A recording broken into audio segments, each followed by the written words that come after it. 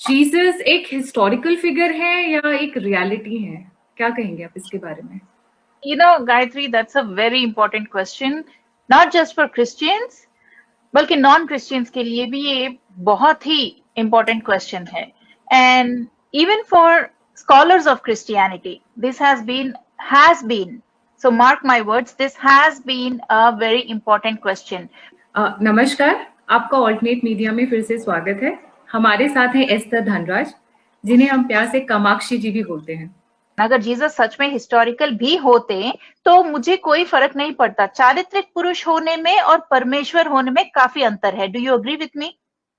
Yes, Indeed. इस बात का प्रचार ही कुछ इस तरह से किया गया है कि Jesus saves, Jesus died for you. Yeshu Masih का नाम लेने से या क्रिश्चियन बनने से चंगाई हो जाएगी, समस्याएं दूर होंगे. तो इन सब बातों पर जब भी कोई चर्चा सामने आती है तो हम केवल ये सोचते बैठते हैं कि क्या सच में जीसस सेव्स? क्या सच में जीसस डाइड फॉर मी? क्या सच में क्रिश्चियन बनने से मेरी समस्याएं अंत हो जाएंगी? पर इसके एक कदम पीछे जाके कोई ये नहीं सोचता है कि क्या सच में जीसस थे. You know what I mean? तो ये भी नहीं सोचते हैं कि जीसस शायद ऐतिहासिक पुरुष नहीं है. तो इस बात की खुलासा शुरू हुआ कुछ 200 या 300 साल पहले. तो एक डिबेट शुरू हो गया, थे नहीं थे. सो इस डिबेट के दो पार्टी है. हर डिबेट के जैसे दो पार्टी होते हैं, तो इस डिबेट के भी दो पार्टी है, हिस्टोरिसिस्ट्स एंड मिथिसिस्ट्स. सो हिस्टोरिसिस्ट मतलब वो लोग जो जीसस को एक चारित्रिक पुरुष मानते हैं, और मिथिसिस्ट वे लोग हैं जो जीसस को एक काल्पनिक पुरुष, काल्पनिक फिगर मानते हैं, भगवान हो या ना हो. मेरे अनुसार जिस तरह से न्यू टेस्टामेंट, बाइबल में दो टेस्टामेंट्स है, Old Testament and New Testament. So New Testament is all about Jesus and his story and all that, कैसे Christianity was spread in the early century. So New Testament में जिस तरह से Jesus का वो जो चरित्र चित्रण किया गया है, कैरेक्टराइजेशन, उससे वे परमेश्वर बनने या कहलाने के लायक बिल्कुल नहीं है. जिस तरह से उनकी चरित्र चित्रण किया गया, उससे मैं जीसस को भगवान का दर्जा दूंगी ही नहीं. But there are so many other historical characters in first century, right when Jesus is supposed to have lived first century में, who deserve a better place as godly or saintly or even God than Jesus. You know what I mean? So, for example, there's a person called Apollonius of Tyana. So, Apollonius के बारे में एक पूरी अलग video बन सकता है. इतना कुछ है उनके विषय में बात करने के लिए. But Jesus के बारे में historically there is nothing to talk about. So, first century में से अगर किसी को भगवान बनाना है तो Apollonius of Tyana is one of the characters. So, what I'm trying to say is, Jesus historical person हो ना हो, वो परमेश्वर बिल्कुल नहीं बन सकते हैं. So, I also said कि ऐसे फर्स्ट सेंचुरी में बहुत सारे इतिहासकार हैं जिनको जीसस की परिचय होनी चाहिए थी, पर हुई नहीं है. क्यों? That's a very big question. तो जीसस के बिल्कुल बगल में उन्होंने जन्म लिया. जीसस के साथ साथ अगर जीसस सच में ऐतिहासिक पुरुष थे, तो ये लोग जो इतिहासकार बड़े बड़े इतिहास लिख चुके हैं रोम में, उन लोगों को जीसस की जानकारी होनी चाहिए थी, पर नहीं है. क्यों ऐसा है? मतलब जिस तरह से न्यू टेस्टामेंट में जीसस के बारे में कहा गया है कि वो इतने बड़े बड़े मिरेकल्स करते थे, मुर्दों को जीवित कर देते थे, या ब्लाइंड मतलब क्या, अंधों को आंखें दे देते थे. अंधों को आंखें दे देते थे. सो ऑल दिस थिंग्स, ये सब अगर सच है तो जीसस का प्रूफ क्यों नहीं है? उस एरिया में, जो उनके साथ थे, उन्होंने उनको मेंशन क्यों नहीं किया अपनी हिस्ट्री में? क्यों नहीं किया? तो ऐसे नहीं कि Jesus was an unknown figure. New testament says that Jesus का पॉपुलैरिटी जो है वो दूर दूर तक फैला हुआ था। उनके बारे में जानकारी बहुत लोगों को थी, आसपास के सभी विलेजेस, टाउन, सिटी सबको थी। तो ये जो इतिहास लिखते थे बैक देन रोमन एम्पायर में, तो इन लोगों से कोई भी बात छिपती नहीं थी। सो ऐसे में अगर रोम में जो लिख रहे थे इतिहास, तो उनके दृष्टि से अगर जीसस हट गए तो पूछने वाली बात है ना, सोचने वाली बात है कि कैसे। अब जो प्रूफ्स ये हिस्टोरिसिस्ट ने सामने लेके आए कि देखो इसकी वजह से हम मानते हैं कि Jesus is a historical person, वो प्रूफ्स भी हैव बीन रिफ्यूटेड, नकार दिया गया है उन प्रूफ्स को, इसलिए कि वो लेटर सेंचुरीज के, थर्ड, फोर्थ या लेट सेकेंड सेंचुरीज के फोर्जरीज थे। They are not original, they were all forgeries, most of them. The most important evidences have proven to be forgeries. Primary evidence वो कहा जाता है जो उनके समय पे ही जो आई विटनेसेस होते हैं कि हाँ हमने देखा है जीसस किसी एक मुर्दे को, मेरे भाई मुर्दे को मर गया था तो उसको उन्होंने जीवित किया, तो आई विटनेसेस, डायरेक्ट आई विटनेसेस। तो सेकेंडरी एविडेंसेस आर कॉइन्स, उनके मरने के बाद जो कॉइन्स बनते थे, तो रोमन साम्राज्य में ये बहुत ही कॉमन चीज थी। और जैसे पेंटिंग्स, तो आर्टिस्ट लोग तो हर पीढ़ी में थे, हर सेंचुरी में थे, तब तो और ज्यादा थे। तो किसी ने उनका पेंटिंग बनाने का सोच नहीं आया किसी में, किसी आर्टिस्ट में, अरे इतना महान पुरुष है, आगे जाके इनकी जय जयकार होगी, ये तो बिल्कुल भगवान है, तो मैं इनका एक पेंटिंग बना के रखता हूँ, पता नहीं कब कब हम लोगों से चले जाएंगे ये। तो किसी ने सोचा नहीं, कोई पेंटिंग नहीं है उनकी, कोई उनके नाम की कॉइन्स नहीं है, कोई उनके बारे में लिखा हुआ नहीं है अंटिल लेट सेकेंड सेंचुरी। तो ये सब बहुत बड़े बड़े सवाल है जो Christianity has to answer.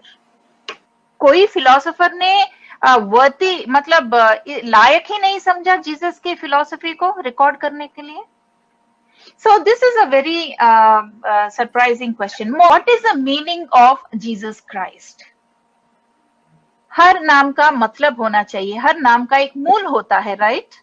So Jesus Christ का मूल क्या है? उस जमाने में हर 26 यहूदी पुरुष में एक का नाम यीशु था, दैट कॉमन। So उनमें से जूडा में करीब 100 लोगों को सूली पे मरण दंड दिया गया था। So it was a very common name, जैसे राजू और श्रीनिवास है आज के जमाने में, इतना कॉमन था। तो actual name is Yeshua. The actual Hebrew word for Jesus is Yeshua. Yeshua is a shorter, a calling name, जैसे nickname होता है ना, श्रीनिवास का श्रीनु होता है, राजेश का राजू होता है, वैसे यहोशुआ का येशुआ है। So the actual name is Yehoshua, the longer name. The shorter name is Yeshua. Yehoshua, Yeshua. तो जब इंग्लिश में ये सब ट्रांसलेशन हुआ तो it became Joshua.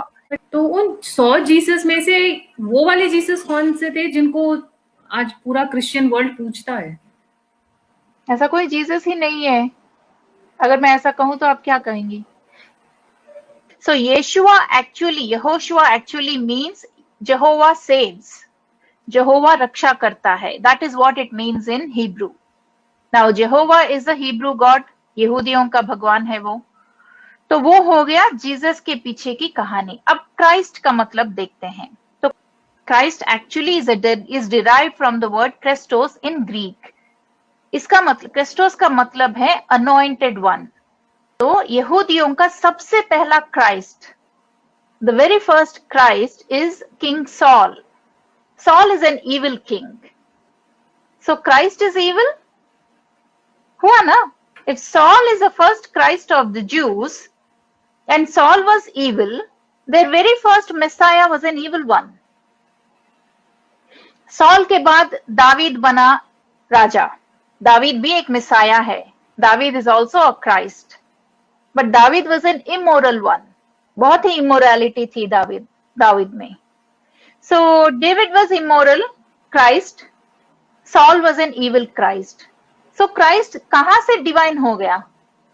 Christ has got nothing to do with divine ना, डिविनिटी ना, तो कुछ पवित्र कुछ नहीं है क्राइस्ट में. So Christ is as human as any of us, sometimes evil and also immoral. So when we combine Jesus and Christ, what do we have? Jesus मतलब यहोशुआ, मतलब Jehovah saves. Christ मतलब the anointed, मतलब Christians का भगवान. ये हो गया कि Jehovah saves the Christ. Jehovah मतलब the Jewish God saves the Christian God. Isn't that funny?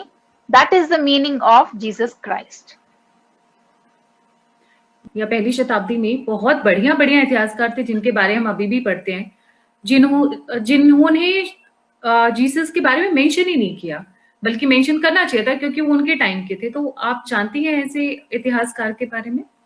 फिलो of Alexandria, PHILO, Philo of Alexandria. अगर if you look at his works and life, you would be surprised कि such an important person like Jesus इनके नजर से कैसे छूट गया? Because Philo lived sometime between 15 BCE and 50 CE. Philo spent most of his childhood in Jerusalem. You know Jerusalem ना, Jesus का बचपन बीता जेरूसलम में. So Philo's childhood also was spent in Jerusalem. But how did Philo miss that? The virgin birth. People should be surprised na, अरे भगवान, she is carrying God, she is carrying Holy Spirit, she is carrying a divine figure inside her womb. ऐसा नहीं कि मेरी कमरे में बंद थी 9 महीने. Nobody saw it, nobody wrote about it, nobody mentioned it, at least until 200 years later. So आप कहना चाहती है कि मैरी के बारे में भी कोई जिक्र नहीं है ज्यादा? No, nobody writes about Mary also. No historian writes about Mary. He was the greatest Jewish philosophers of the Greco-Roman world. वो writer थे, political commenter थे. He was an esteemed Jewish politician, statesman.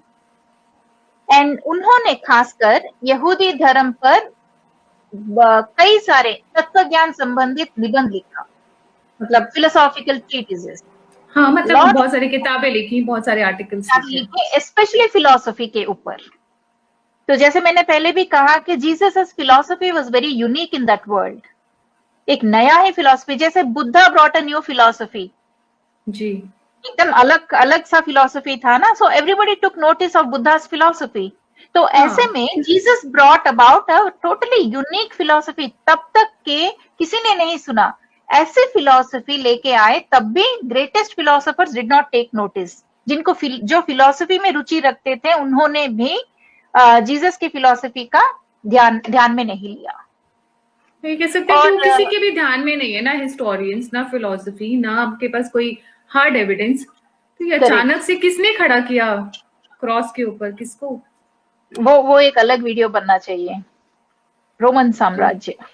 तो फिलो जो है, उन दिनों की जो यहूदियों की जो राजनीति था, राजनीति में पॉलिटिक्स में जो भी इवेंट्स होते थे, उसके विषय में भी काफी कमेंट्रीज लिखे. But he did not write anything about Jesus. So अगर मैं समराइज करूं तो आई वुड से कि आपके पास ना हिस्टोरियंस हैं सपोर्ट करने के लिए उस टाइम के, ना आपके पास फिजिकल एविडेंसेस हैं, फिजिकल एविडेंसेस जैसे कि कॉइन्स या उस टाइप की चीजें, और ना आपके पास डिगिंग में है, हाँ, मतलब जो एक्सकवेशंस होती हैं, आर्कियोलॉजिकल एविडेंस. तो किसी भी टाइप का सॉलिड प्रूफ है ही नहीं कि एस्टैब्लिश किया जा सके कि ऐसा कोई हिस्टोरिकल फिगर था. हाँ, कि बॉम्ब अगर हम ज्यादा बोलेंगे तो कल को ये आपके और मेरे नाम का फतवा टाइप का कुछ चालू हो जाएगा. थैंकफुली वैसे फतवा सिस्टम नहीं है क्रिश्चियनिटी में, इसलिए आप और मैं बैठ के ऐसे बात कर सक रहे हैं. हाँ, बट बहुत कुछ और भी हो सकता है, फतवा नहीं भी है तो बिना फतवों के भी बहुत कुछ किया जा सकता है. वो तो करेंगे ही, दैट वर्बल अब्यूज, एंड वो तो मेरे नाम का चालू है ही, तो पिछले ऑलमोस्ट 2 साल से. मैं जो सवाल पूछती हूँ मेरे वीडियोस के जरिए, उसका कोई जवाब ही नहीं है उनके पास. लॉजिकली या academically they don't have any response to that. So how do they get back at me? So thank you so much Kamakshi ji for coming on alternate media, और हम आपसे जुड़े रहेंगे. अभी तो शुरुआत हुई है, पूरी सीरीज बाकी है अभी, तो thank you so much. and we'll catch up again. Yeah, thanks for having me. It was a pleasure being here. Thank you. Jai Hind. Namaskar. Namaskar.